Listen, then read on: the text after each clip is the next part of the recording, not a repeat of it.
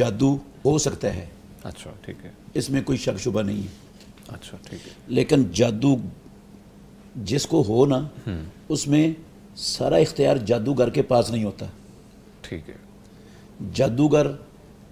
پیلا جادو کر لے، نیلا کر لے، کالا کر لے، جون سا مرضی کر لے، الٹا لٹک جائے کسی کنویں میں، بالکل، وہ کسی کا بال بھی بیکا نہیں کرنے کا اختیار رکھتا۔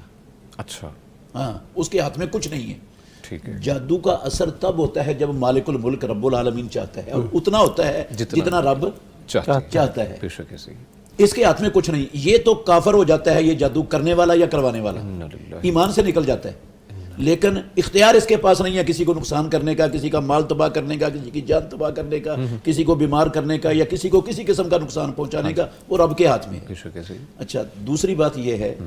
کہ یہ جو کہتے ہیں کہ کپڑا دیکھ کر کہہ دیتے ہیں، نام دیکھ سن کے پوچھ کر کہہ دیتے ہیں، ماں کا نام پوچھتے ہیں کہ جناب جادو ہو گیا آپ پر، فوراً کہہ دیتے ہیں جادو ہو گیا آپ پر، نام سن کر اس کی ماں کا، یا اس کے کپڑے دیکھ کر کہتے ہیں جادو ہو گیا ہے۔ بھئی ان کے پاس کون سا علم جو ان کو بتا رہا ہے کہ جادو ہو گیا اس پر، بندے پر؟